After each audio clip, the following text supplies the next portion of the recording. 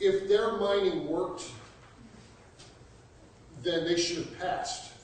One would think so, but I have to tell you a story. They had an emissary come to the earth who met with their medical officer. His name was Galzu. And he had gone to school with Ninhartsog, who was Isis, and he goes, "We went to school together, you and I. Boy, have you aged." And that's when she got the cue that aging was a function of the local life cycles of the planet you're on around the sun. So if you're going around it really fast, guess what? You age faster than if you're going around it really slow. That's odd. That's hard to put your head around, but that seems to be the case.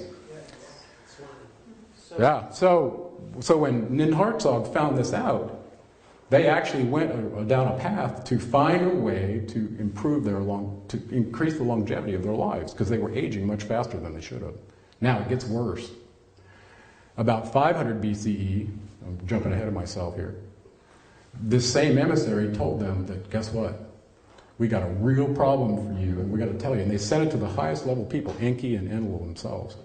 And they told them that we have some bad news for you. You can't come back to Nibiru or you will die because you've been here so long. They got enslaved to what gravity did to their bodies here on this planet, and they couldn't get out of it. They couldn't get away. Enlil had a fit when he found this out. We enslaved these people, but we were the ones that got enslaved by this. They didn't leave because of that. They couldn't. So the advanced team that came here, they stayed. Some of their offspring stayed too. So basically, why? What did gravity do? Well, it's interesting. I think it had to do with how their bodies were adapting to the gravity field. And we were talking about gravity in the first session. And it seemed to be, imagine you're an advanced genetic being and that you go to this planet, the gravity is this amount, and you go to this planet, the gravity is this amount, and you possibly need to change your structure to be able to accommodate the gravity. They seem to have that in their DNA that we don't. It's the problem that we're having going to space. Exactly, exactly, exactly. We don't function well without gravity. So imagine them getting this message from an emissary telling them they can't go back home. They're stuck here. Yeah. Well, this brings up the whole idea of monoatomic gold. Did you have a question? She was first. Oh, go ahead. I don't know if you covered this, but what was the genetic makeup of these people? How different was it to humans? Well, that's interesting. In Genesis 1:26, the council made the decision to, instead of spend a lot of time developing mining tools, that they were going to go forward with this plan. And they said in Genesis 1:26, "Let us in our image and our likeness create mankind." That means they put their mark on us. Now when you read the Apotheosis account, you realize that's true. We have a subset of their DNA, and the junk DNA we've been told is junk. Listen, nature doesn't produce junk. It's inactivated DNA that they gave us. We've been dumbed down and enslaved by that process. But it's there dormant, just waiting to be activated. That's right. And this is the interesting part. Look around the planet. Some people, for some reason, have gotten some extreme gifts that we don't understand. Maybe their junk DNA didn't get subverted well enough and they broke out. And then the other end of that is the genetic, problems that we're having. Look at all the genetic problems we have. So, Me included. I've got a kid who's got one of these. It's crazy. So, is it possible for DNA to perpetuate a biological being forever? That's the question here. What do we know? In 2009, I'm getting ahead of myself, in 2009, the Nobel Peace Prize was awarded to 3 scientists for discovering the secret to aging, and it had to do with your telomeres. The ends of the 2 strands of your double helix have little caps on them. If they don't maintain their length, when the cell replicates, you will age. It's that simple. So in this 2009 report, these scientists clearly indicate that this precursor to the production of telomerase was the key. So if there's plenty of telomerase present such that the end caps of your DNA don't shorten, you can see them as little dark bands right on the end. If you can prevent those from shortening, you don't age. It's really simple. So the next question should come to us is, well, what are the precursors to telomerase? Because I want some. I don't want, Well, this is going on. It's been going on since 2009. And there's an entire community of, what would you call them, honey? Longevity seekers? I don't know. That are aware of this. And they're actually going and having their telomeres measured, trying different things, and they're providing me with the evidence of what's working and what isn't. So it's been very illuminating for me to be in this position. Now, I want to go back to something in history so you know where we found out about this. In Hathor's temple on Mount Sinai, in the Sinai Peninsula, we found her temple not long ago. And in that temple, according to Lawrence Gardner, we found, underneath one of the steps in the floor, a huge amount of white talcum powder type stuff that they were turning into little conical bread cakes, according to depictions on the wall, that the priests and the ritual attendants were consuming. Some people might call it manna or lots of other biblical names. But this was what they were doing at a certain lineage, in the Cain lineage, not the other lineage. They were taking this, and the hierarchical people that were allowed to were ingesting this to prolong their lives. Turns out that Hathor was one of the beings on that Anunnaki council. Her other name was Inanna, and she was Anu's favorite granddaughter, and she had a temple in the city of Uruk with him. Okay. We know that's there. The White Temple of Anu is in the city of Uruk, Gilgamesh's city. We're going to talk about it. Okay. Interestingly, I threw up an Iraqi dinar so you can see the back of it. The origins of civilization, according to them, happened there. Well, look what you got sitting on a seat here, providing a scroll to a normal human. Now, if this being were to stand up, he'd be a whole lot taller than that one. That was common in the depictions of the Anunnaki relative to the primitive workers that they created. They were much taller than we were, even though they looked like us. So if you see them with a little thing on their head with little horns, that usually delineates that they were on the council, or they were higher level Elohim or Anunnaki, okay? So they had rank structure much like we did. You had the miners that were the Ajiji that were kind of enslaved, okay? But you had the higher level ones that were on the council that were giving the orders. Let's talk about some astrological evidence. As I mentioned, in the 12th planet, they called Nibiru the 12th planet. In the Babylonian epic of creation, the Enuma Elish, which I put in my book, they decode how their planet got caught in our solar system and give the entire creation of how the planets ended up in the circuits, the asteroid belt, the whole thing. Quite amazing that one of the planets in their account, called Tiamat, was where the Earth is now, was struck by one of the moons of their planet, Tiamat, that split off the upper half of it, went to create the asteroid belt, and the lower part became our Earth, and part of it broke off, became what they called Kingu, our moon. So they had accounted for all these planets, and you have to ask yourself, in their account, they talked about planets we didn't discover until 1930, Pluto. How did they know that? How did they know that? They talked about Neptune as being a watery planet that was an aquamarine color. How did they know that? They said the Anunnaki that came from Nibiru gave them everything in their civilization. And if you go back to the Sumerian civilization, according to Samuel Noah Kramer, a premier Sumerologist, there were over 100 firsts in the civilization that we're still using today that came from them. How'd that happen overnight? 12,000 years ago in southern France, we were living in caves and could barely stitch a button on animal clothing. And then all of a sudden in 3800 BC, a minuscule amount of time in the geological scope of things, we've got laws, the zodiac, medical information, city building, and everything that we attribute to high civilization was there in Sumer. That's amazing. And they said the Anunnaki taught it to them. Now, as far as their planet goes, this gentleman was the head of the Naval Observatory in Washington, D.C. He was their chief scientist. Zechariah Sitchin, who wrote his book in 1978, pointing out what the Sumerians said where their planet was, went to meet Dr. Harrington to see if he could corroborate their account. So what he did, he sent his book to Harrington for him to read, and then went to meet with him. And we captured the video for you guys to see this. Okay? So I'm going to have Krista play this. It's about, how long is it, honey? It's about 9 minutes. But I want you to see the first-hand account of the chief scientist of the U.S. Naval Observatory talking to this pioneer. And you decide for yourselves whether he's lying. There were 5 news articles that were released on this finding that had kind of been suppressed, but they're out there, and I included them for you to see. Go ahead.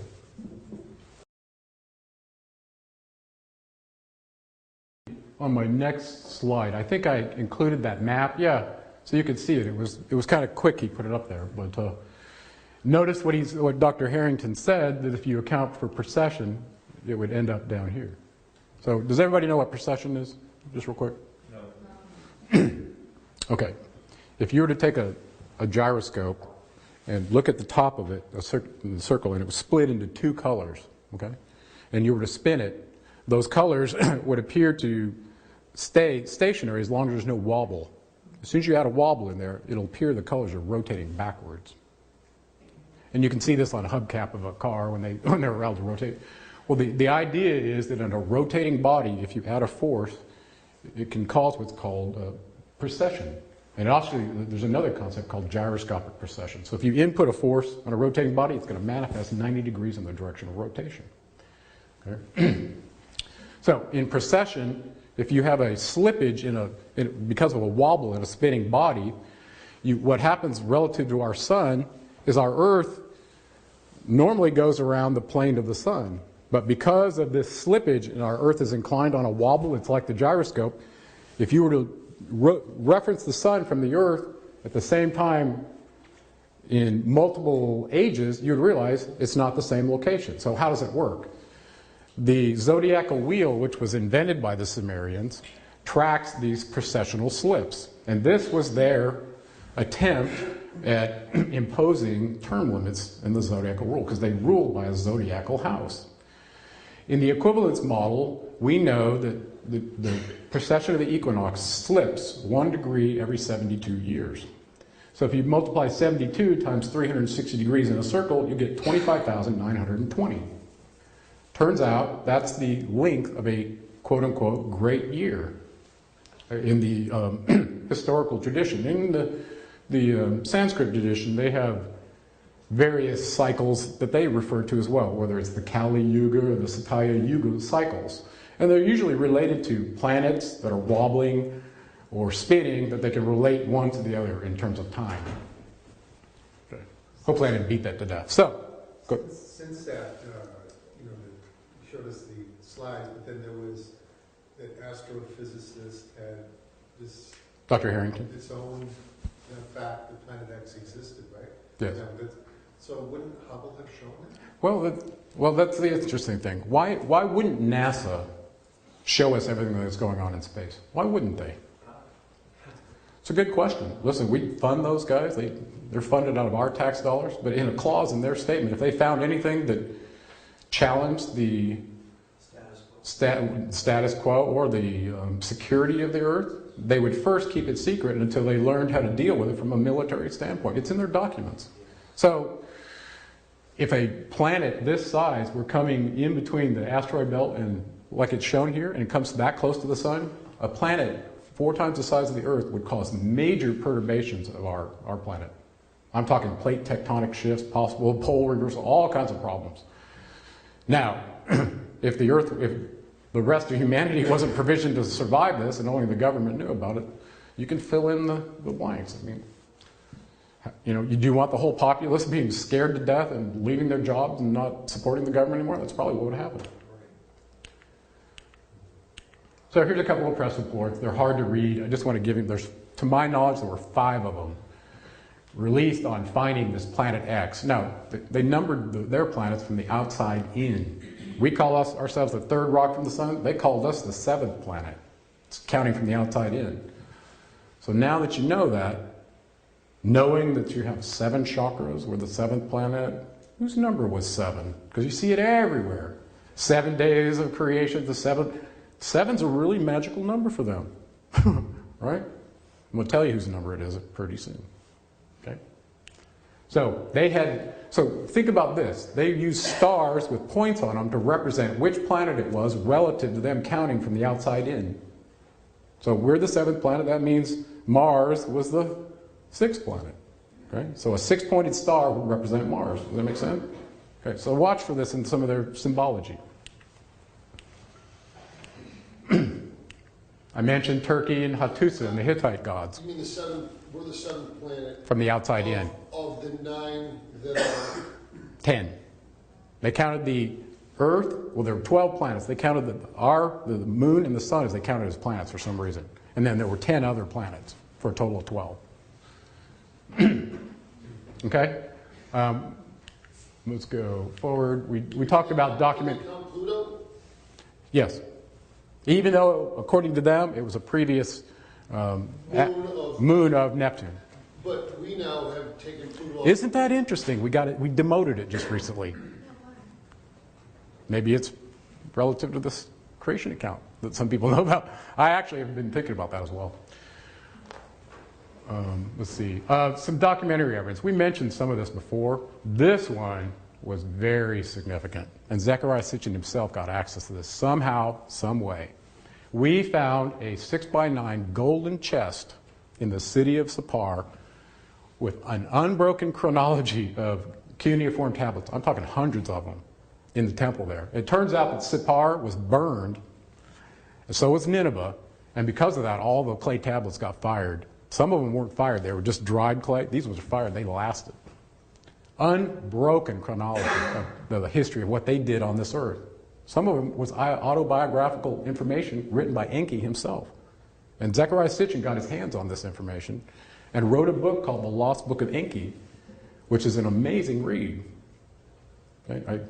And it's interesting, that book. It's the only one he wrote where he didn't list all his references. He would list his references for everything he found, tell you which museum it was in, go read it yourself. But this one was different, and I think it's because of this find. Fascinating read, by the way.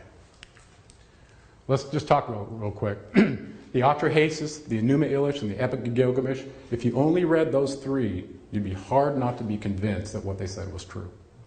Especially the Atrahasis, when you find out who wrote it and what's in it. Okay? Oh, by the way, this is what kind of a Sumerian cuneiform tablet looks like, a dog biscuit with some crazy writing. It looks alien when you see him in the first place. An interesting guy at the British Museum named George Smith saw one of these accounts, these tablets, wasn't even a trained linguist, but he figured out from looking at one of them in the Atrahasis, there was a flood account on there, and he was the very first one to correlate that there was something in the canonical Bible that looks like it was borrowed from the Sumerian account that was in infinite detail versus the Précis version we had in the Bible. Wow. And when you read this, you'll see why. Okay. I mentioned the Babylonian expedition in 1906. That was a seminal document for me. I still have it, showing how to read cuneiform. Atrahasis is the British Museum. You can go see it today. Okay. The Enuma Elish, the Babylonian epic of creation that talks about all the planets and how they ended up in their collision account, to the British Museum as well. A really neat cylinder seal that Zechariah Sitchin used as part of his theories was VA-243. It's located at the Berlin Museum, and I'll show you that. It shows all 10 planets around a central sun.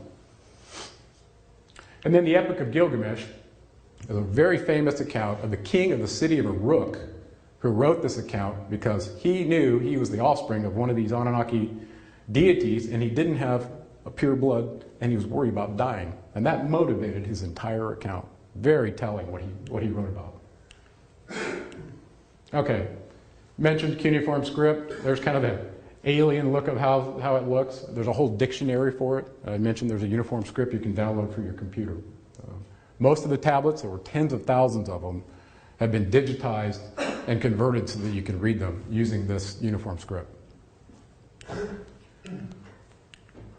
I mentioned VA-243. There's Zechariah Sitchin holding the thing up. This is actually one of the Nibirian deities off the Anunnaki Council, granting the plow to this being who's being led there by his hand by another Anunnaki hierarchy.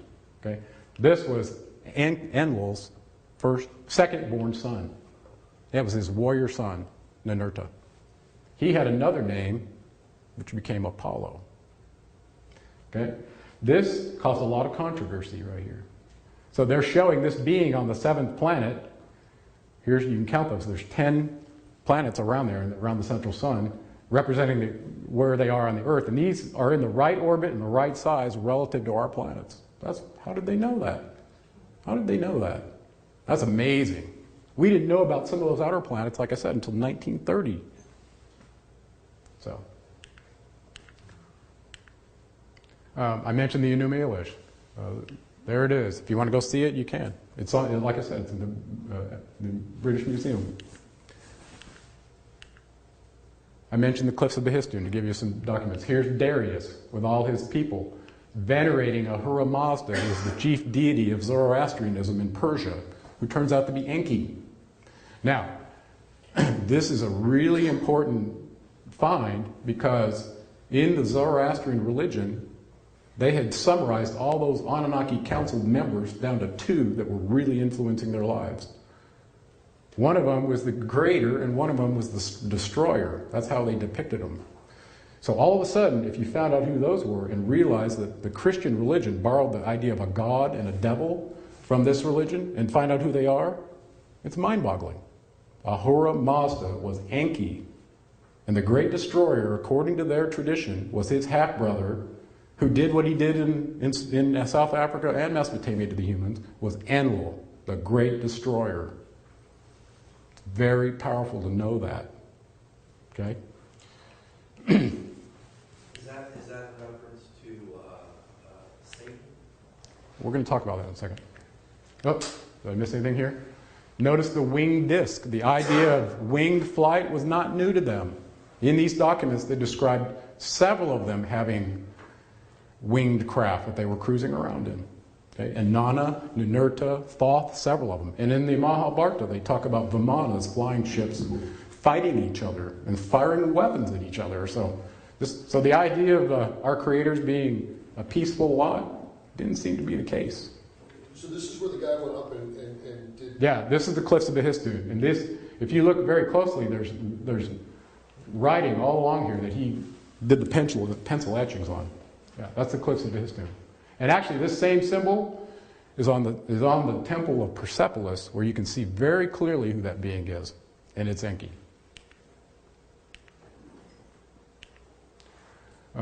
Some of the goings-on in Lebanon really drew me in. Number one, the Epic of Gilgamesh had him going to Lebanon to try to have an encounter with the gods so he could get the DNA secret so he could live forever. That was one. The other one was they were mentioning rockets taking off and landing from Baalbeck. So that was really interesting. Then you go to Baalbeck and you find these massive trilithon stones that are bigger than any stone used in a building on the planet.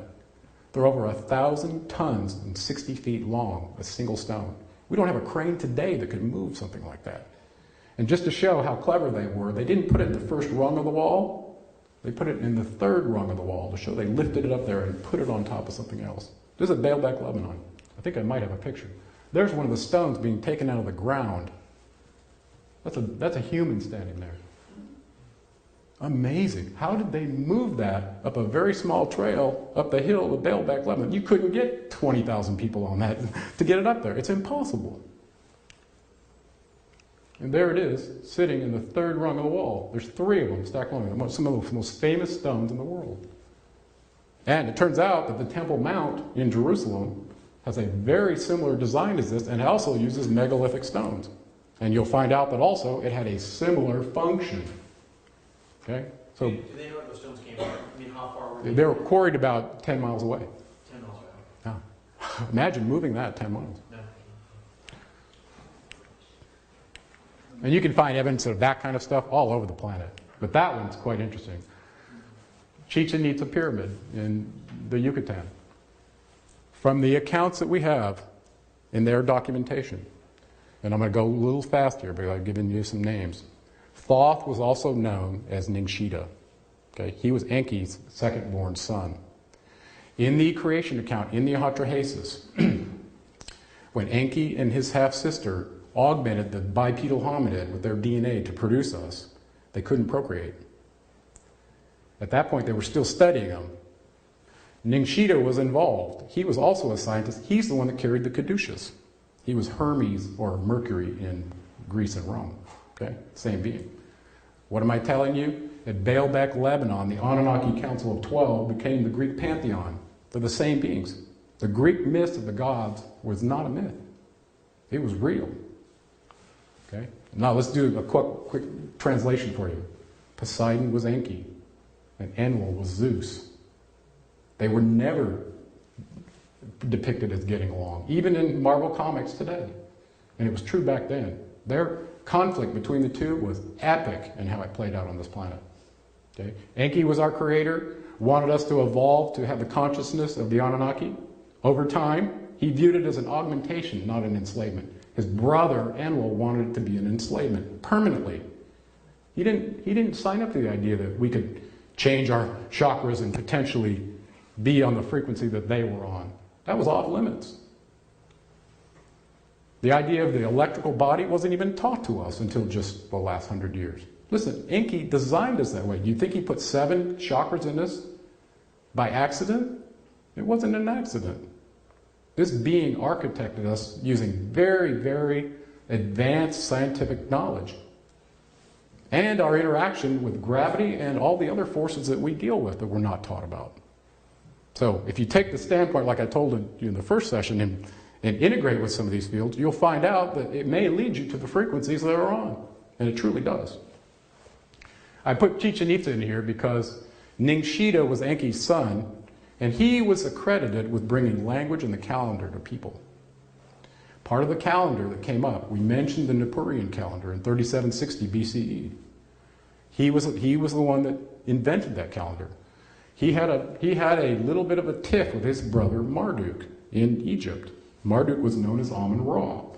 So Ningshita left Mesopotamia in 3760 BCE, along with the other ones, because that region was given over to Enlil by his father Anu. Mesopotamia belonged to Enlil. Africa belonged to Enki. Okay? The Indus Valley was given to Inanna, the sacred feminine over there. And the Sinai Peninsula had the spaceport, and it belonged to the Anunnaki alone. No humans were supposed to be in there. Well, a conflict came up because the zodiac houses, there's 12 of them, and each one lasts about 2,160 years, 30 degrees times 72. That was their term limit. Well, they were having problems interpreting, just using a solar calendar, the exact edges of the zodiacal houses, and it led to conflicts and wars. And I think we're going to get to that in a second. The end result is the Chichen Itza pyramid was built based on solar and lunar cycles, and it was more accurate. And it was done by Ningshita, who was also known as Quetzalcoatl. Okay? The winged serpent god was Quetzalcoatl, was Ningshita. Now, we talked, before I go into this a little bit, I want to mention and close the loop with him and his symbol if I don't do it somewhere else. Keep in mind this caduceus, because it represented the synthesis of the electromagnetic field with your body. And he was the architect of that. Okay? Now, before I lose track of this procreation account and move on to Washington, I want to say one more thing about him. He was involved in taking the 2 primitive humans that were created, the Adam and the Eve, took them to the Garden of the Eden in Eridu, their city, and was watching them when Enki and Enlil were there to determine whether the upgrade, the DNA upgrade he gave those beings was going to be effective and they could procreate.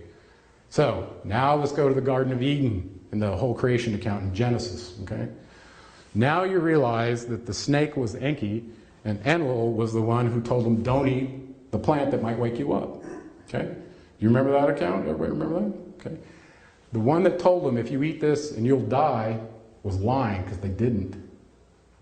The one that told him, if you eat this and you'll wake up and become like us, was true. And that was Enki that told them that, because it was his garden, and those were his medicinal plants there in the first place. Okay? So, the entire story of the Garden of Eden and Adam and Eve is given to you in Sumerian detail, in full detail, versus what you get out of the canonical Bible. Now, what do we know about that? The Sumerian accounts predate the canonical Bible by thousands of years. And the Hebrew priests that were held in Babylon by Marduk, who refused to leave Mesopotamia, was the reason there was conflict between Marduk in Babylon and Jerusalem. Those Hebrew priests that were taken in about 589 from Jerusalem and held in Babylon, that's the scribes, the priests, everybody that had useful function, they were taken. Because they were at war with each other, constantly. And while they were there, that's when the very first time they saw the Sumerian documents. And monotheistized a version for them to placate Enlil, who was the god of wrath and vengeance in Jerusalem. He was their deity. And we know that because his name shows up on a tablet in the Lamentations of Ur, which was the capital of Samaria, 3 times when it was destroyed. And they were crying out to this being, this spirit of destruction. Remember we talked about that? He truly was. Now, how can I say that? Back to the Apotheosis account, just real quick, and I know this is in the book, but I want you to get this. he ordered the destruction of primitive workers over 4 times. With disease, famine, you name it. He did not want us to survive. And that was Enlil. Now, if he did it in the past, and he's still here today, consider the diseases that we see in our society. AIDS and all the other different ones. I don't think it's an accident. Okay. Let's fast forward to where they are now, potentially. I went to Washington, D.C., and while I was there, I'd been reading these crazy things that so-and-so and such built this in the street, and there's these symbols. And I wanted to see it for myself. So I went there in 2009 to corroborate the Sumerian Kings list, like I said, but also to see if it was potentially true that this Enki being was trying to set up a new Atlantis in the United States. And it turns out, reading the Greek accounts, that he was the chief deity, Poseidon, of Atlantis, in infinite detail. So all of a sudden you're going like, that was the old Atlantis, and looks like, according to the accounts, the marauders from the island of Crete came and Enlil's forces and invaded. Of course, they had an account of all these cities being sunken along the Mediterranean. Well, that was true too. Okay? It appeared to be happened coincident with the last ice age. Well, fast forwarding in time, in my book, I talk about this issue and what their symbols were and where they possibly landed. Well, if you go back to some of the old bricks that were in the cities, in Eridu, in Ur, in Uruk, they had their symbols on there and who they were. And this symbol, even though it's been demonized, was on one of those bricks. And it had 2 different meanings, whether it was vertical this way with the point on the bottom or the point on the top. With the point on the top, it represented Ninhartsog, who was Venus, who was Isis. When it was oriented like this, with a chain coming off here and leading up, like a pendant, it represented Enki. Okay? Look where it goes. That's the Scottish Rite Temple right there. Headquarters, Washington, D.C. This really got my attention. I was like, why is this in the streets? And there's several other symbols too. And if you go to Bornholm Island, and look at this up on YouTube, you'll find that symbol is perpetuated across 13 islands that we couldn't even align with a laser or a sextant today as accurately as they did in these circular churches that set up the same symbol. It's amazing. So, most of us have been taught this is the symbol of evil, right? Right? Well, what if this is the symbol of the Creator and has been demonized by his half-brother, who's now in charge, and his offspring are in charge? I'm telling you, that's what's going on. This original construct of the Masons was set up by the offspring of Marduk in Babylon, where the first secret society started. Why did they have secret societies? Because they couldn't get along and they were constantly infiltrating each other and destroying each other. Any questions on that? So, I stood right here and sat right here and contemplated what I had stumbled on after writing and reading all this for so long. I got a private tour of the temple, and I went through this place, and when I left there, I realized, and you can't see it very well, there's a all-seeing eye right there with a double-headed eagle on it. Very, very powerful symbol. And if you start investigating these guys and realizing whose symbol is what, it's very meaningful. Okay? They were also credited with building the National Archive and many other, and the Capitol building in the in Washington, D.C. These Masons that were part of this organization. Who do you think that is?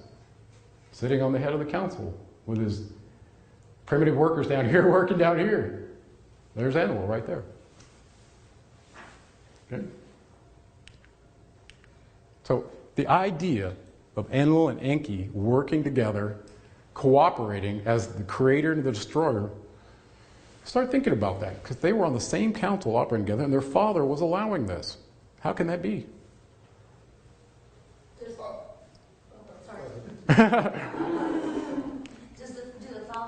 the descendants of Enki have any kind of secret society? That would be Well, the royal dragon court in Babylon was started by Marduk. Okay, so he was Enki's firstborn son and established the basis for the Masons. Yeah. In 1776, the Illuminati, people heard about Illuminati under Joseph Whitehall, infiltrated the Masons, and that organization probably hasn't been the same since. But if you read their creed, which I put on my website, it's about the elevation of human consciousness. So I'm like, wow, okay, this can't be Enlil. It's not Enlil, it's got to be an Enkiite. So Enki had an interesting take on slavery. And this was slavery, no question. And according to their laws, slavery wasn't allowed on their planet. So why were they doing it here?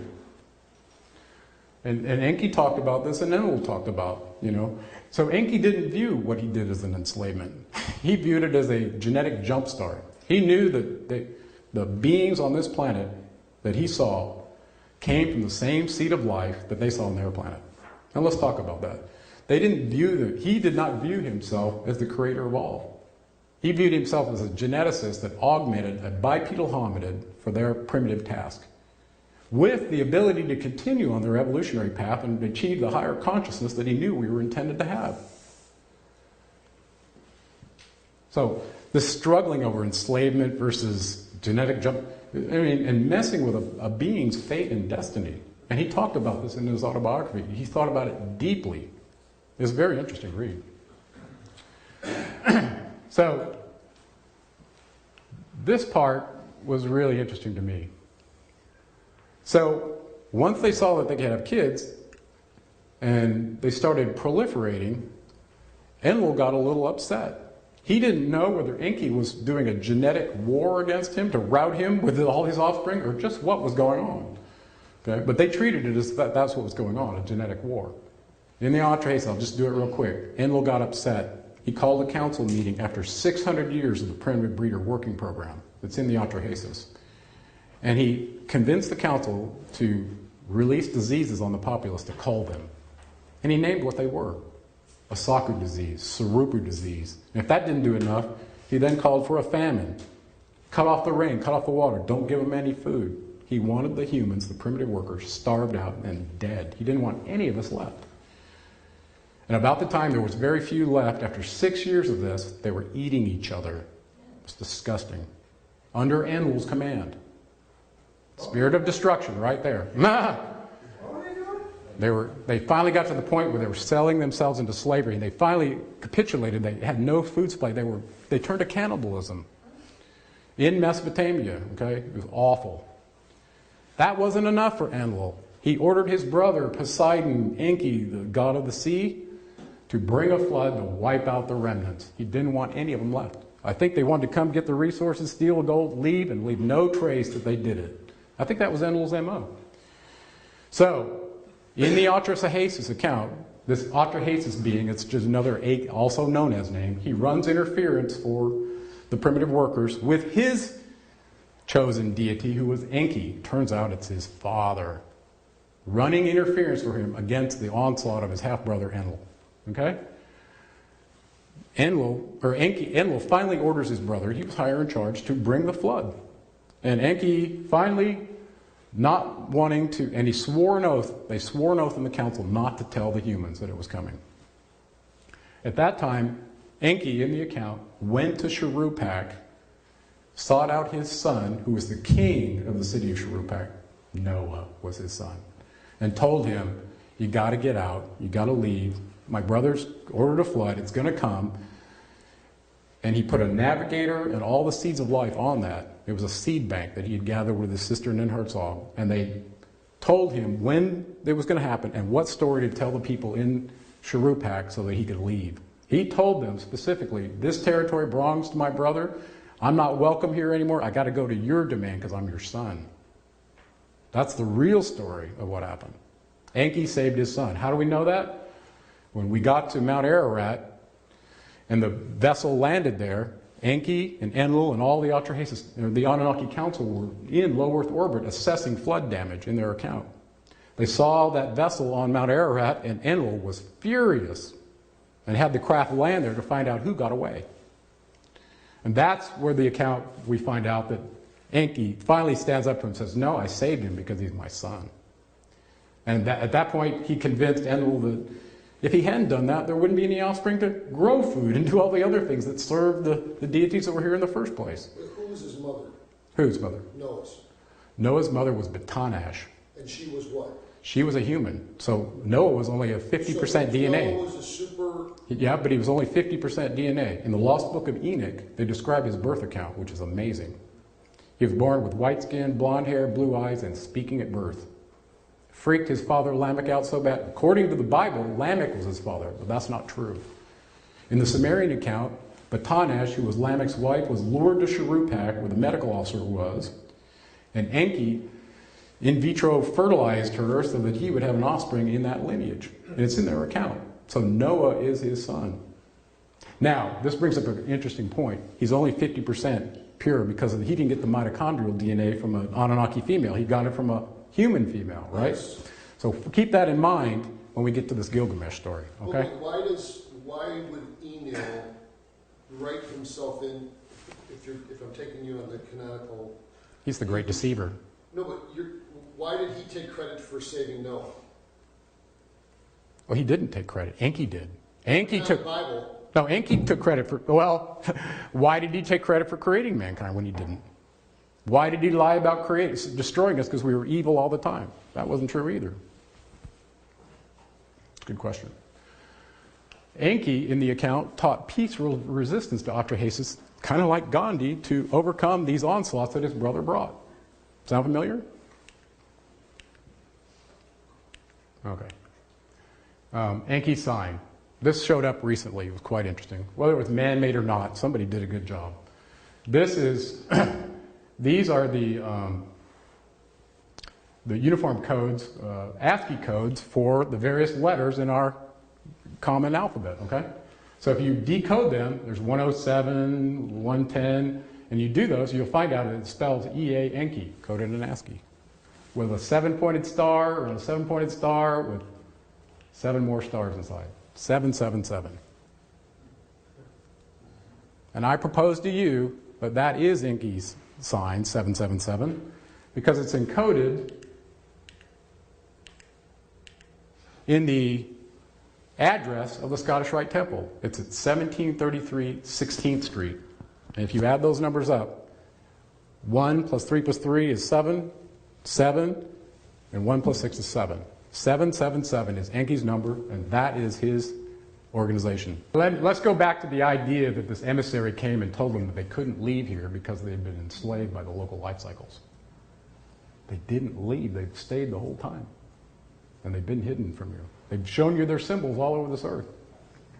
They show their symbols on the back of the Iraqi dinar and the back of the US dollar.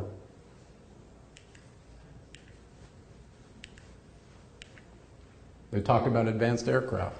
In the Wars of Gods and Men by Zechariah Sitchin, Thoth himself commissioned a craft where he went forth and where Seth and Horus were fighting over the Sinai Peninsula. This was epic battles. They ended up fighting with nuclear weapons, hand-to-hand combat, the whole thing. And finally, Horus won and Seth was smited. They were using advanced craft way back then. Isn't this in the Book of Enoch too? Yep. Yeah. It's also in several other traditions as well. Edited out by- Yeah. Couple of genetic studies that were fun. There was a Y chromosome study to define the genetic atom, and there was a mitochondrial DNA study to find the first genetic Eve. This Carl Bustamante at Stanford and Paolo Francaletti at the University of Sussex, they separately tried to find where this Y chromosome will, and the mutations of the Y chromosome are such that they can make predictions over time periods based on its decay, okay? So using that, the genetic atom, they found, let's see, here we go, 120,000 to 156,000. So they independently did it and came out with these numbers in South Africa, coincident with the areas where the Anunnaki gold mines were, along the Zambezi River in Southeast Africa. Coincidence? I don't think so.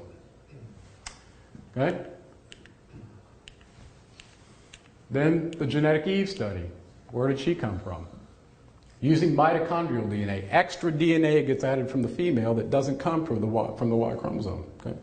And knowing that, Alan Wilson of the University of California at Berkeley traced it back to Africa about 200,000 years ago. So these estimates have been challenged by people. The Anglo-American Mining Corporation that owns those gold mines in South Africa also did their own independent corroborating of carbon material in the mines. They dated them and found material that was approximately 160,000 years old. And some may be older, I don't know. Okay? So we have to ask ourselves, who knew about metallurgy and was mining gold in South Africa 200,000 years ago? The Sumerians told us who it was. It was the Anunnaki, with us enslaved doing the work. Actually, you had Gigi first and then us. Okay? So the DNA studies point to the same area of what they said.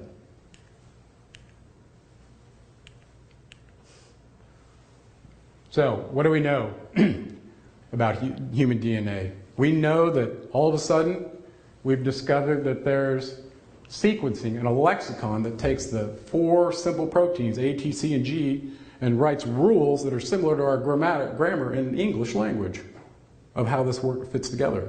And we thought that was enough to specify how our DNA produces the proteins. Well, recently we find out that some of this junk DNA that we think is junk is actually part of a meta-encoding of the lexicon on top of the protein synthesis so that it sequences the proteins exactly. And in a recent interview I did from a book called Signature in the Cell, the author of that book said, based on our definition of intention and functionality, that there was intelligent design in our DNA based on that. And it's hard to contradict what he said. So what I'm telling you is the evidence of our enslavement with Neanderthals in Africa is real science, and it's in our DNA. And pretty soon, somebody is going to take it upon themselves and challenge the scientific community and take that supposed junk DNA and illuminate how it can be activated. Whether it's through a time trigger or a chemical trigger, we don't really know. Now, this is quite interesting to me. What can chemicals do to our DNA? Is it fixed? Can energy change our DNA? So there's a whole lot of questions about this. And this kind of stuff, when you start seeing this, you're going, are they trying to wake us up or are they trying to keep us asleep?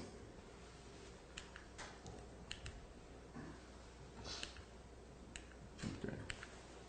Somebody mentioned vibration. I think it was you. Now, in India, they had a concept of Ayurvedic medicine. Are you familiar with that? And it was all about translating something that was vibrating at this frequency to something else. So if you take a tuning fork and get it ringing and place it close to something else, it's going to pick up the vibrations of that. So it's vibrational energy. Sound has vibrational energy. It's energy that's a pressure wave that's fluctuating through the ether, right? Synchronizes, right? Right, exactly. So the idea of changing your frequency based on something else that's resonating your frequency is very powerful.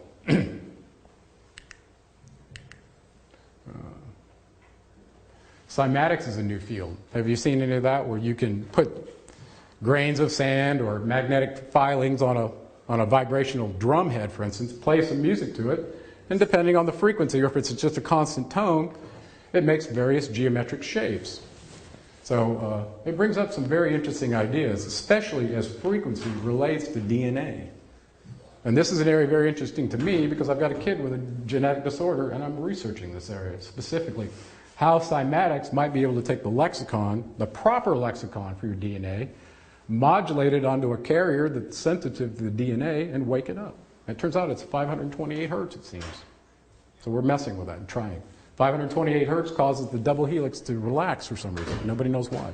The strands become loose. Gilgamesh, how many people have heard of Gilgamesh, by the way? Almost everybody? Okay. I was in San Diego a couple of years ago, and I had a friend who had a 5th grader in La Jolla Country Day School. They sent him home over summer to read the Epic of Gilgamesh. Amazing to me. It was like, I'm getting my kid out of public school. But Gilgamesh was the king of the city of Uruk circa 2900 BCE. And he's a very important character because of the story he tells. It's an epic story. It's the longest known epic written from that era. And the fact that he was the king of a city makes it even more important. Now, what do we know about him? What motivated him writing this tale, and why did it last? It had to do with who his parents were. His mother, according to him, was Ninsun. She was a full-blown Anunnaki female. That means he got the mitochondrial DNA. His father's name was Lugalbanda, and he was on the Sumerian king's list. Lugalbanda was a normal human. He was not a full-blown Anunnaki. So when you mix those two together, you ended up with a 3/4 pure Anunnaki that Gilgamesh had. Okay? But Gilgamesh knew that unless he was pure-blooded Anunnaki, he wasn't going to have the lifespan that his progenitors did. This motivated his quest. The other thing that motivated him was he knew of another person in the city of Sharupak whose father was an Anunnaki and his mother was a normal female, making him only 50% pure. But somehow that 50% pure being got eternal life, and Gilgamesh wanted it too. And that being was Utnapishtim, who was also known as Noah. Okay, remember we talked about Mount Ararat, where Enki and Enlil had an encounter with Noah, and Enki admitted it was his son? Well, that encounter, Enlil conceded and agreed to allow Noah to have access to these elixirs that were prolonging their life. He gave him eternal life. And Gilgamesh wanted that too. He was the king. He knew about these kind of things. Okay? So Gilgamesh left the city of... Why? I'm sorry. If each of them had a parent that was a full Anunnaki, and each of them had another parent that was... Not, yeah. They would both be 3/4. No. The mitochondrial DNA from the female, Ninsun, gave Gilgamesh, he was 3/4, and Noah was only 50%. So in the encounter in the Epic of Gilgamesh, Gilgamesh finds Utnapishtim, seeks him out, wanting this knowledge about this longevity that he got. And Utnapishtim goes, hey Gilgamesh, guess what? I'm going to tell you the secret. And he explains to him that there were certain plants that affected their longevity. And he pointed one out to him. And it turned out this one was not starfire gold or the Rosicrucian flow from the cup. It wasn't any of that. It was some spiny plant that was growing in the shallow waters of the ocean. It sounded like seaweed of some sort. So in the account, Gilgamesh went to get it, supposedly found it, was heading back to the city of Uruk when he had an encounter symbolically with a snake. Now the snake, understand, represented the double helix of the DNA. This usually meant a geneticist, and there were only two that we knew of, Enki and his son Ningshita. So he had an encounter, and this plant or whatever it was taken away from him. He was not given eternal life. We know that because he died in the city of Uruk, and his grave was found in 1991, the first time when who was it? Saddam Hussein sent down a German team with magnetometers to map out that city to find his grave. Now, why were they doing that? While he was being invaded by the most powerful force on the planet, us. Very telling. Gilgamesh and Noah had similar interests, okay? And the fact that they had an encounter with each other, talking about DNA and eternal life, was really the motivating factor.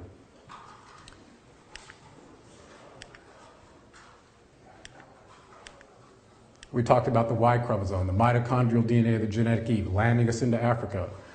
Recently, a guy named Childress has been talking about these various skulls that are elongated, looking at the sutures in the skull, but it's not the same as the ones that we're doing binding to imitate somebody. But the capacity of the skulls and so on. Very interesting. Recently, they did a DNA analysis on this and found that the genetic material, whatever this being was, could not procreate with humans. Very interesting. And there's more to follow on this. I'm going to keep track of this, what's going on. So in my opinion, and in Zecharia Sitchin's quest, he wanted genetic proof of this theory before he died. And if we know where Gilgamesh's grave is, it was reported by the BBC in 2003 that we found it in a press release. Where's the DNA evidence? I've been asking. I want to know. Okay? Because if he knew his origins, and we know what we know, this enslavement question would be answered definitively. There would be no more questions. So you're saying there's no DNA, they didn't release the DNA evidence from... Gilgamesh. They did not? Not yet. I've been asking for it. I want to know. It's the most important find ever, in my opinion. Now, to be fair, Michael Tellinger has gone to Africa, and has found many, many stone circles, hundreds of thousands of them, that he claims were the primitive workers that were mining the gold in South Africa. Okay? He has found some grave sites that he's put up on YouTube and said the same thing I'm saying right now. Please, somebody with genetic ability, here's a body, check it out. Is it 200,000 years old, and does it show the augmentation of the Anunnaki DNA with the Neanderthal? If it does, we got it. That's the answer. Okay? So I think we're very close, is what I'm telling you, to that being released. Now, everybody possibly has heard of Machiavelli. Anybody know who that is? The prince. He wrote a book. His job in France was to advise the kings on how to suppress the people and keep them in line. And some of the lessons we learned from Machiavelli are still being done today to keep humans under control. How do you do that? How do you keep what happened to the Igigi relative to the Anunnaki from happening, where they outnumber them, mutiny, and overthrow them? That's the problem. We outnumber our government significantly, right? It's the same problem for them, and all governments in the world. Keeping that in mind, what chemicals do they allow in our culture that help us not evolve our consciousness so we don't realize that we're enslaved? You better, Well, you realize that the governments have the ability to choose what's legal and what's illegal. Prohibition happened. Alcohol was illegal in this country for a while. Cocaine used to be legal. And opium, with the British and the opium wars between the Chinese, that used to be legal, now it's not. So the idea of something being on a list that's legal and not legal, the government's decided this for a reason. Okay? Sugar, tobacco, alcohol, and consciousness-altering chemicals that serve their purpose are allowed. They were even trying to outlaw vitamin C. Really? I don't doubt it. Vitamin C? So, Sorry, was prohibition good or bad? Depends on whether you're a proponent of higher consciousness or a suppressed consciousness. No, but who tell me what you mean by that. Well, the government prohibited alcohol in what is it, the 50s? 40s, 50s? Where? 30s? Go back to cocaine, forget that. Oh, well, what I'm saying in general is certain chemicals seem to affect human consciousness, and certain ones, whether it's psychedelics or whatever, they seem to change human consciousness to an alternative to what we normally experience, whereas others just seem to suppress it. And when we're talking about consciousness, we're talking about energy now. And think about the software I told you about that could be measured. Okay? So various chemicals are allowed, is what I'm saying, in our society because they don't elevate consciousness. And the ones that do are generally on a list that makes them illegal. That's what I'm saying. So you're saying that prohibition was banned by mistake? I mean, alcohol was banned by mistake, is what you're saying? No, I think it was probably done because they realized the effect on humans, and it, And then also a lot of tax money. exactly. It's the same kind of thing going on probably with other drugs. If they're not getting revenue from it, then it's illegal. So what's your message here? You're contradicting yourself. I don't see that. I see that chemicals that have been allowed into our culture are designed to keep us suppressed. I understand. Yeah. So you don't see peyote, you don't see mescaline, you don't see marijuana, you don't see anything that changes the brainwave frequency in another zone allowed on this list, is what I'm telling you. If it took you down into that alpha or the delta region of your brainwaves, they don't want that. What about caffeine? Well, caffeine is a stimulant, so it's, I guess if you're a Mormon, you can't have that. Okay. The other thing that, as an electrical engineer, that really has my attention, of course, a lot of these have Kristen's attention because she's writing vegan books and paying attention to the chemicals and ingredients and things. Whereas I've been kind of focused on frequency because I'm an engineer. I think about those things. Right? So the idea that we're exposed to multiple frequencies, we have biological susceptibility to certain frequencies that aren't being prevented, is kind of scary. Especially as it affects consciousness. It's hard to control, too. Very hard, yeah. Unless you're equipped to sense it, how are you going to know? There's been a lot of stink over GMOs with Monsanto. Genetically modifying food. Is it being modified to take into account the full construct of a human body and the reaction to it? I don't think so. Look at the studies they're doing with pigs who have a similar digestive tract that we have, that are eating this genetically modified corn and wheat and such. They're having major problems with inflammation in their tract, reproductive problems, and a lot of other issues. And it's not the scientists saying, it's the farmers who have the animals that are complaining about it. It was recently in a study, so if it's doing it to them, what's it doing to us? And the culture and the media. I don't know if you're a big fan of the culture, but I'm watching it and going, wow, this is almost as bad as the allegory of the cave from Plato and the food fight, the level of consciousness we're operating at in our society. Well, so this is all the bad news about Enlil and what he's been trying to do. Right. So the good news is that we're here meeting today about this. Exactly. Talking about the elevation of consciousness. So there's a really good opposite side of this story through the internet and the power of flattening out the hierarchy. Exactly. Of distribution. So why don't we talk about that part? Okay. Well, I got a question on that. Okay. You started off, the gorilla, and then we had Enki's DNA, and he did that to seed the consciousness, and then we would evolve our consciousness. Right. So that means that every generation should have a higher consciousness than the one before it. Not necessarily. The rules of the evolution of consciousness, I think, have not changed since they introduced them. It's up to us to know what they are and try it. I give you John 1:12 again, and I'm going to lead up to why that's so important from an energy standpoint. Okay? So, I talked about their rulership just real quickly. The zodiacal houses, if they were an equivalent house model, 30 degrees times 72, you get 2,160 years of rule, then you're out. And if you watch the Anunnaki Council and how it changed, it seemed to ping-pong between the Enkiites and the Enlilites and who sat in seat 50. Because Marduk stayed in Babylon, challenged Enlil, and circa 2000 BCE, he took over the council's position at rank 50. After that, it was one of Enlil's offspring's turn to rule. Guess who that was? The warring Ninurta. He was known as Apollo in Greece and Apollo in Rome. And in the Revelation accounts, they talk about him being the head of the fallen spirits, where he was called Abaddon and led them out of this revolt. So all of a sudden you go, well, Enlil was trying to destroy us. Well, his kid too? Yes. Yes. So, but we know from Enki's standpoint, we have a way out, and we're going to talk about that. So, the idea of zodiacal time being set up as their term limits for the rule, that's how it was. So the idea of having an equinox or a solar temple, a solstice temple, alliance, you could see exactly where you were in the zodiacal house. Very important to decide who was in charge. Make sense? We're about to change again. And in my book, you'll see that the Enlilite, who's in and has been in charge for the last 2,000 awful years, in my opinion, of the wars and destruction going on, is about to change. We're in for some good news finally.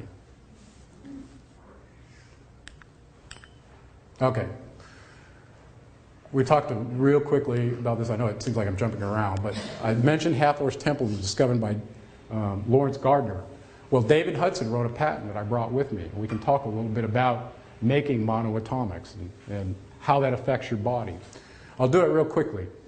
So, according to this patent by David Hudson, it was filed in Britain, not in the US, you can take any of the transition metals, including gold and silver, and 6 of the elements from the platinum group, and you can break them down to a diatom, a plus and a minus, which are evenly covalent bonds that are broken with acids.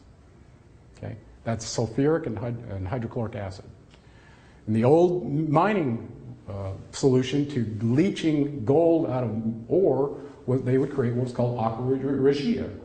And this is a solution of hydrochloric acid and sulfuric or nitric acid that would leach the gold out, okay? And then they would get it out before it would completely dissolve and go into a colloidal solution. Or they could add a chemical to it to cause it to the gold to precipitate out if it was in solution. Okay? That's how they did it. Well, it turns out that that same method can be used to produce what they call monoatomic gold. Instead of smelting it and adding antimony, like they were doing in Hathor's temple, smoke coming out that Moses saw, remember that? they can do it alchemically. And it's much more cost effective to do it that way. Okay, so that's generally how it's always been done, and that's how the patent does it as well. Okay, so how does it work? If you were able to, let's focus on gold. If you were to take Au plus and Au minus in a covalent bond and break it apart and get the plus to be bonded to something very easily broken, like the chloride of a salt, and have the Na plus of the salt attached to the negative ion of the monoatomic, all of a sudden now you've got something in solution that can be easily broken with a very weak acid, including the acid that's in your mouth. Okay? When you add an acid to this, it breaks the bond. Now you've got a monoatomic Au plus floating around in your body. What does that do? We know the properties of a monoatomic element is superconductivity. So they were ingesting this stuff not only to prolong their lives through the effects on the telomeres, but also as turning their entire electrical system into a highly tuned computer. And that's part of the reason people take this stuff today, is the effect on aging, of course, but also on the energy body. That's really, it's kind of like a radiation shield / enhancer all in one. Now, I wanted to take you back to Exodus 32:20, where Moses was at the base of Mount Sinai, saw the smoke, had an encounter with God, came down with some tablets and did the whole thing, right? He breaks the tablets, sees them worshiping a golden calf, takes it, burns it, turns it into powder, sprinkles it on the water, and feeds it to the Israelites. First of all, when you burn gold, it doesn't turn into a powder, it turns into a liquid. They were adding antimony to it. And when you go through the simulated annealing process with gold at various temperatures, bring it up and down, and add this antimony to it, they were producing a white talcum-like powder. Same thing found on the floor of the temple. Okay? And people are producing that today. And we know some of them how it's made. It's quite interesting. So, what was he doing feeding colloidal solution of gold to these Israelites who were obviously in an abominable state worshiping some cow? He learned what was going on in Hathor's temple. They were ingesting this to change their spiritual life, their energy, and their longevity. And he figured, well, this might be a quick way to do the same with these rabble-rousers. And it makes a lot of sense when you read it now, because it doesn't make any other sense in any other context. Then he ended up killing, like... Oh, yeah, the Levites, that was, yeah. Spirit of destruction showed up right after that, didn't it? Oh, yeah, go and kill all your brothers with sword. Wait, what was that? I didn't hear it. Well, go read the account again, and right after that... He had every tribe, I think, but 2 tribes live. Yeah. And the Levites were the ones that went and did it, remember? Right. The priests. Anyway. Yeah. Very destructive. 10 out of 12 that way. Who's left? The Levites, the priests. Levites and the Israelites? Was it just the Levites? Well, I think it was just the Levites, from what I remember. You think there were 2 left? I'll have to read it again. But anyway, very destructive, and actually very illuminating when you realize what the true account was. We talked about local life sites and orbital path and aging. Well, the Starfire Gold seemed to have the solution that they wanted. That's why they were using it. And that's why a lot of the longevity people are getting it, having their telomeres measured, and then come back and see what the effect is. Quite interesting. Works.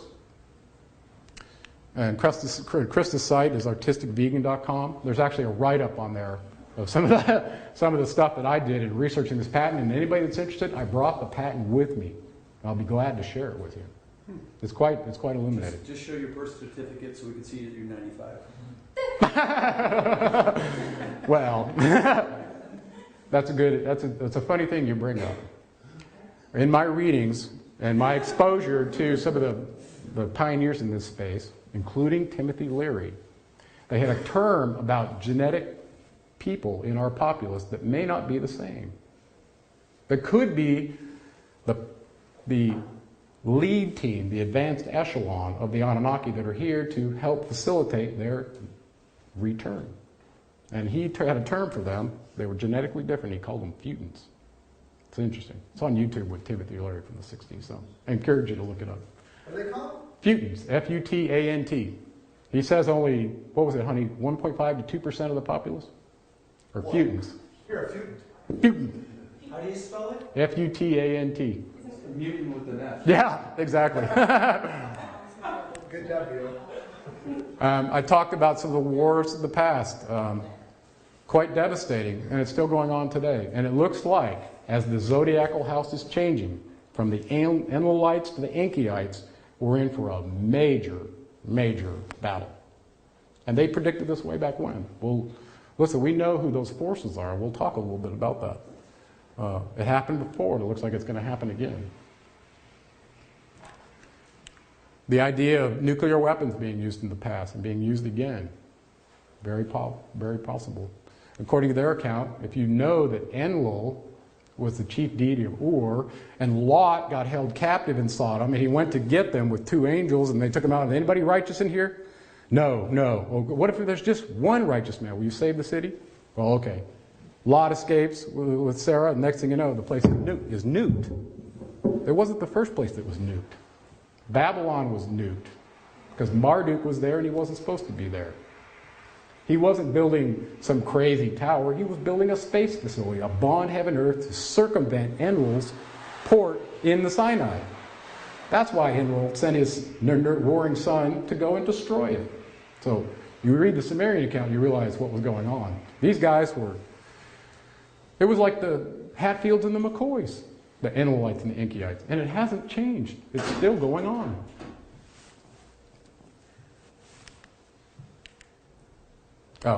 So it's kind of a simplification, and I don't mean to make it into a dualistic Enkyites and Enlilites, and they're all of this particular thing. It seems their personality ranged from serial killers to saints, just like we have. We got it from them.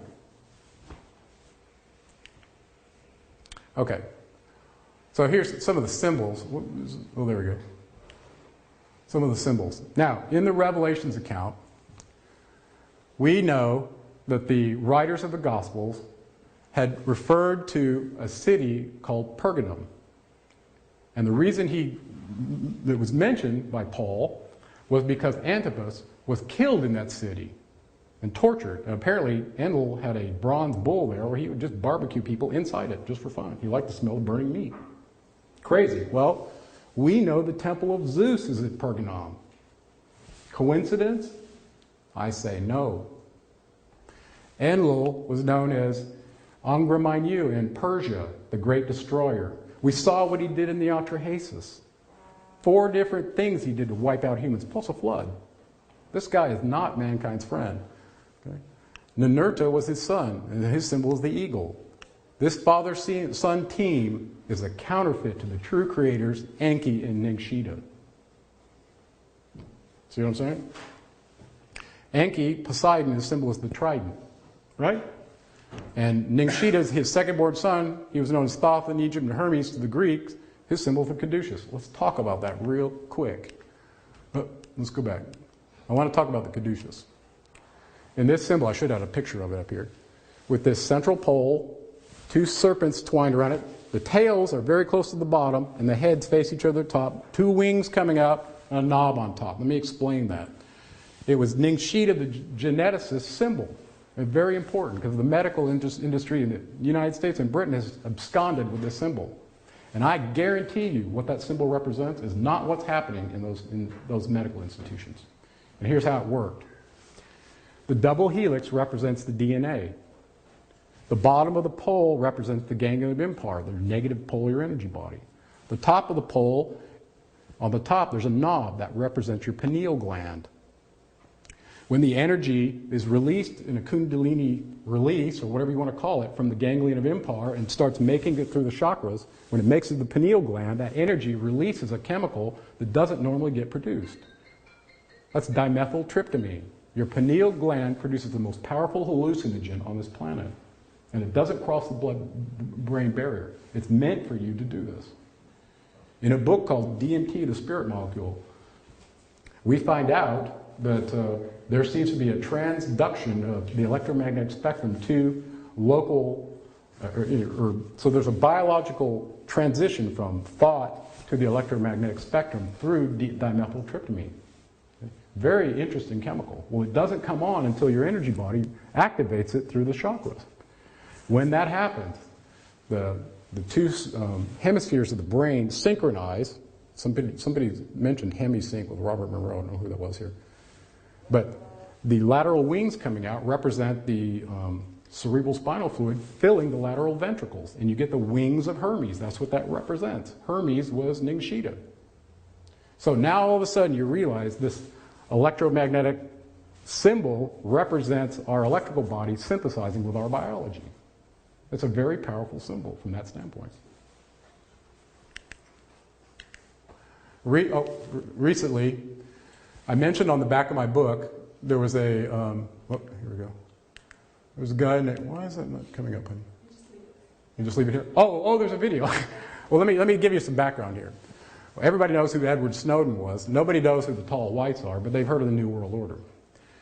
Well, in this account, just recently, last year, there was a 25-minute video released by Paul Hellyer, who served the Canadian government for 23 years. His last assignment was as the defense minister. And he had all kinds of encounters with these ancient astronauts that he finally decided he was going to break his silence about. So he sat in front of our U.S. Congress for 25 minutes and talked about where they were, how many there were, what they were doing, and how they were influencing U.S. policy. He specifically mentioned two of them that were at Indian Springs, Nevada, where we had traded an underground facility guarded by our Air Force people so that they would give us advanced military technology secrets. Sounds like something that we would do, doesn't it? Well, so where he got this was the guy who was the Air Force sergeant who was having an encounter with them daily for 3 years. His name was Charles Hall. He's not a very good interviewer, but he's written 5 books about his encounter with them. And Paul Hellyer knew about that and released this information about the tall whites down there. So he was trying to get it out. Okay? Well, just recently, and this, some people say it's a hoax, but I think it's more sophisticated than that. From Russia, where Snowden is in hiding, through the Iran Fars Agency, they released a press release saying these tall whites in the U.S. were predicating our foreign and domestic policy and had been since 1945. There were real documents released by Charles Hall, and I encourage you to listen to some of his interviews if you can endure it, or look at some of his books. And it'd be hard pressed for a man like him to be making that stuff up. So. Wait, Hall is the... Charles Hall was the Air Force sergeant who was specified as the one to have a daily encounter with him at Indian Springs. Apparently they were studying him. He was sent there for them to study him. How's that tied? I know this Canadian story, Yeah. right? So He's the one that went in front of our Congress and reported to, I think it was Orrin Hatch from Utah. And in the video, he specifically said there's 2 of them at Indian Springs being guarded by Air Force personnel right now in the video. I think I put it on my site, this testimony that he did. Absolutely amazing. but they're not connecting Paul with him. Well, he mentions that Charles Hall was the one that was having the encounters with the tall whites at that base. Mm-hmm. The Canadian, he's the one that dropped Charles Hall. Yes, he dropped Charles Hall's name. Yes. Subsequently, Hall has come forward with documents. And written 5 books. Yeah, go on YouTube. He's being interviewed all around the world right now. He's on a circuit. He's not a great interviewer. His books are probably a little more telling, but the stuff he says about his encounters with them, quite amazing. So, Charles Hall. His book's called Millennial Hospitality. I believe that's the name of it. There are 5 of them. Okay, I wanted to kind of quickly bring you to some of their symbols and where they are. We have just 15 minutes. Okay. Do you think we can do Q&A maybe? Um, Is that okay? Or yeah, let's see. Actually, I had some pictures just to show you real quick. Here's some of their symbols. Trident and the caduceus. Together. Enki and Ningshita. This is downtown Boston. Whoop, that one doesn't show very well. Here's a, if you could see it, you can't see it, but there's a trident and a caduceus coming out of this, and there's Ninurta's eagle sitting right on top. There you go. Everybody likes pictures. Here's a pineal gland on top of the caduceus on a building.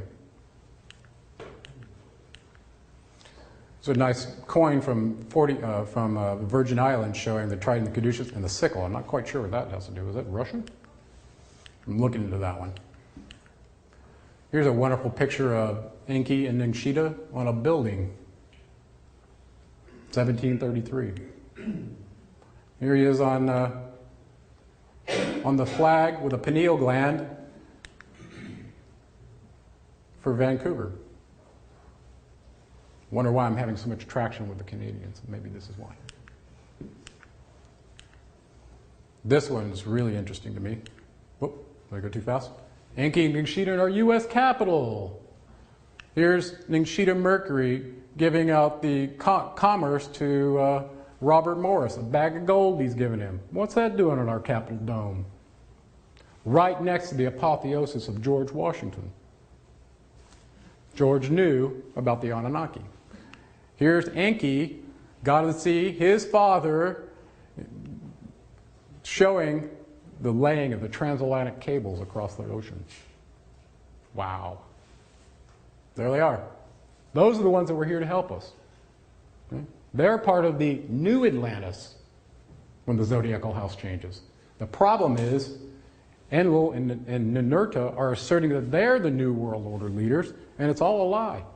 You wouldn't be experiencing new world order while your sovereignty is being taken out from under you if it was a good thing.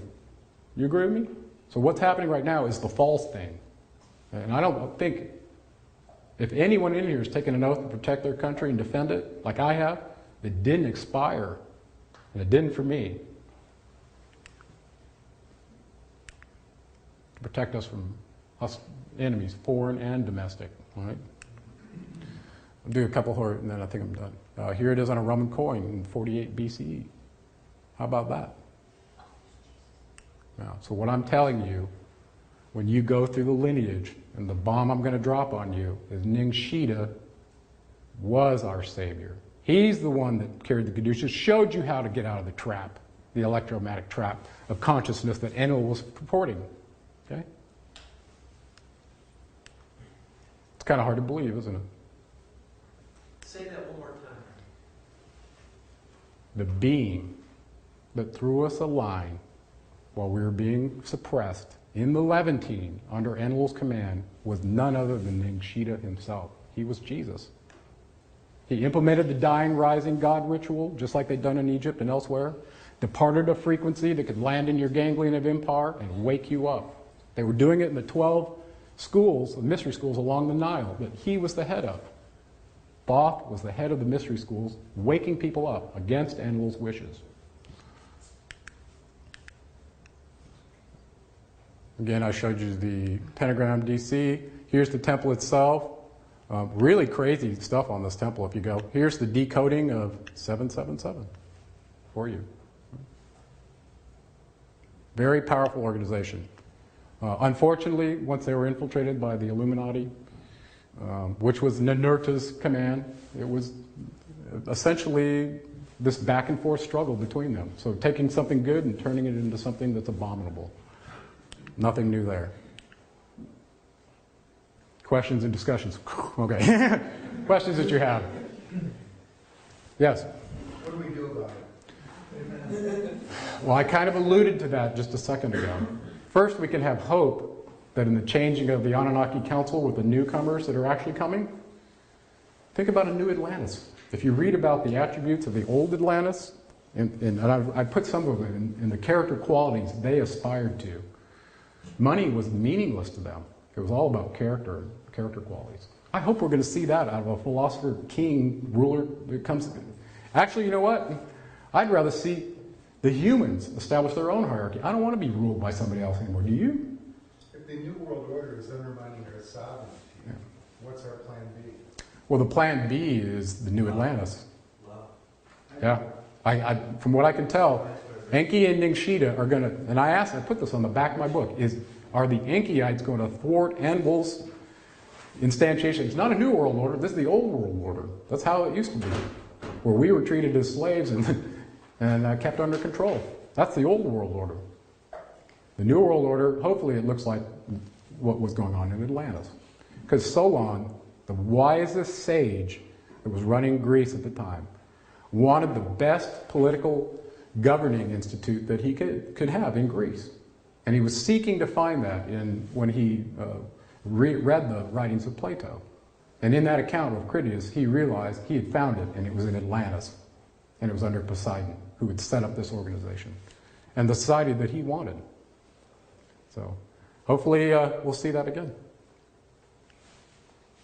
This is a very fascinating conversation, and often I would be speaking with people who are outside of, open-mindedness Right. that a lot of people in this room probably have right now. So my question is, do you have a recommendation for a resource, a book, or just an online resource that is particularly legitimized with its pedigree, that you could take to somebody who might be a skeptic to say, this, you can't really refute this, this isn't really conjecture or logical conclusions, this is hard evidence, fact based on reputable sources. Well, relative to our Yeah. An introduction. well, relative to our creation account, there's only one document that says that for me. Actually, two. If you want to know about our solar system construct, read the Enuma Elish and get that, because it's true. If you want to know about our origins, according to the true accounts, without any interpretation problems, in the book Myths of Mesopotamia by Stephanie Dawley.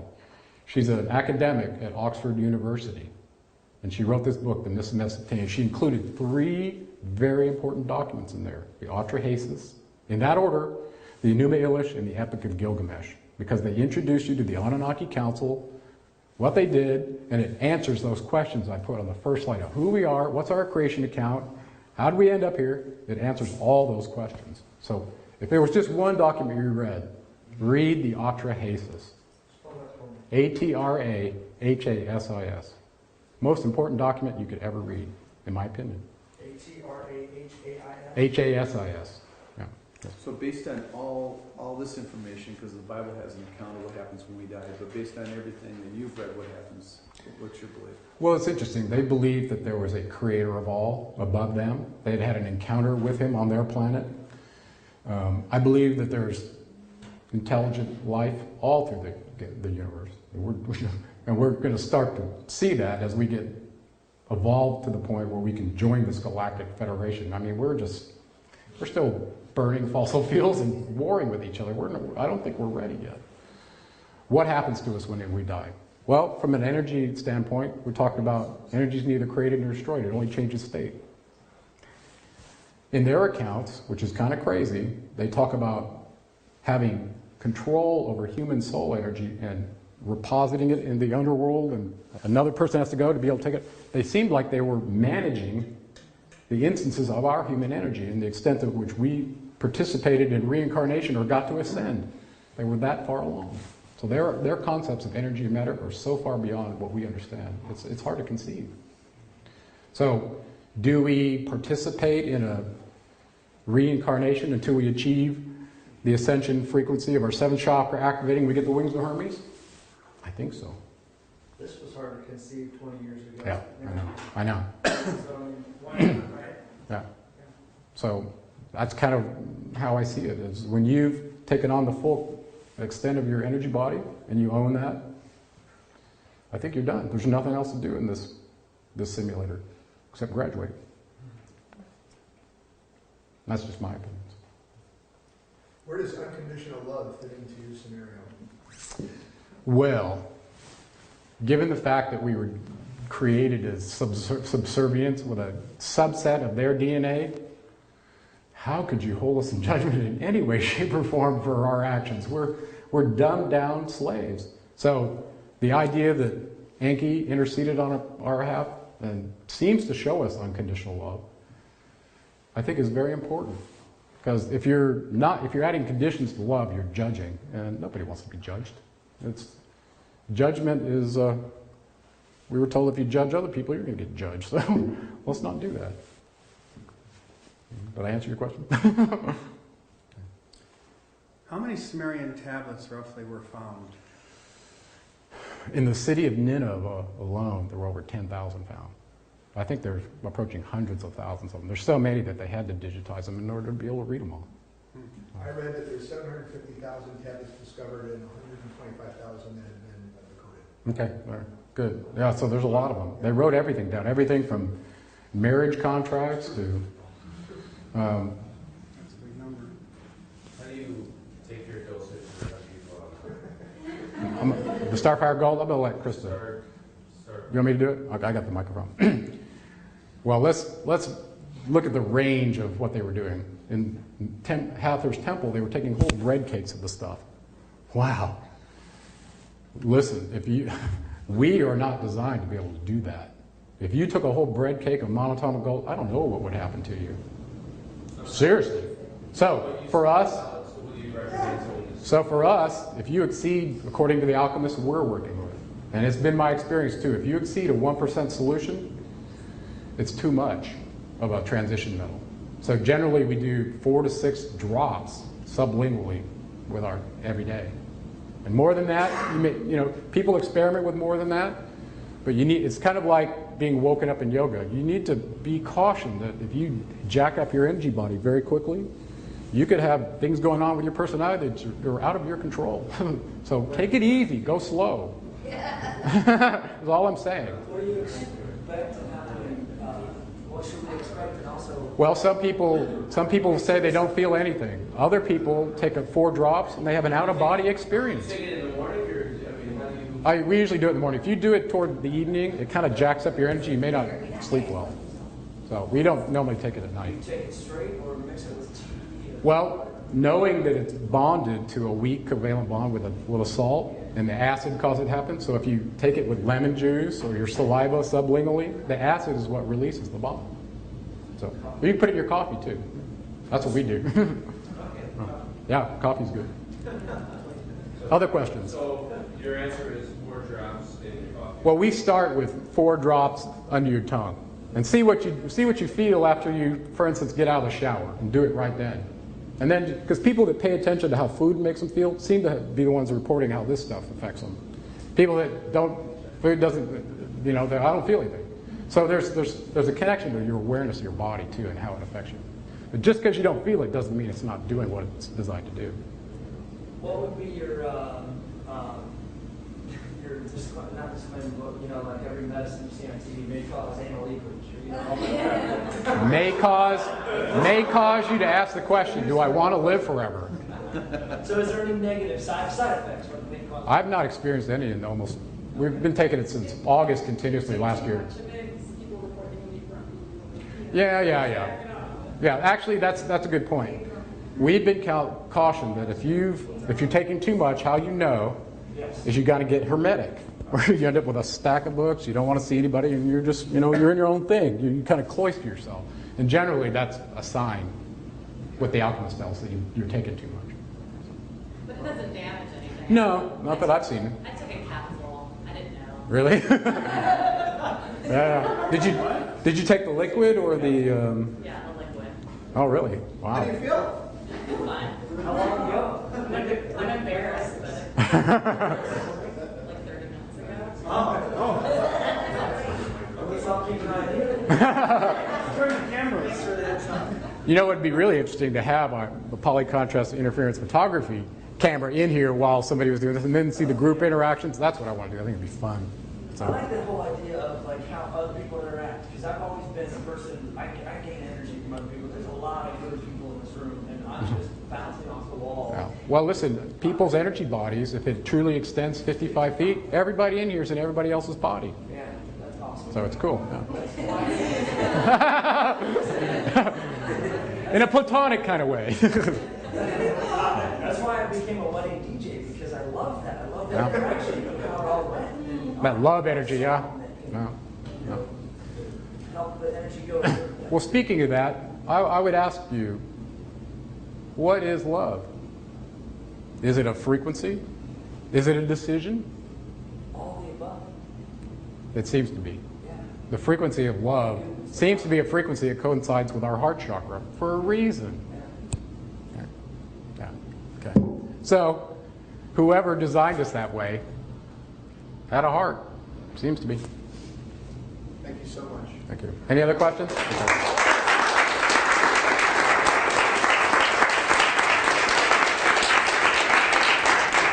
Thanks for having me, buddy. That was awesome. That was awesome. That was fantastic.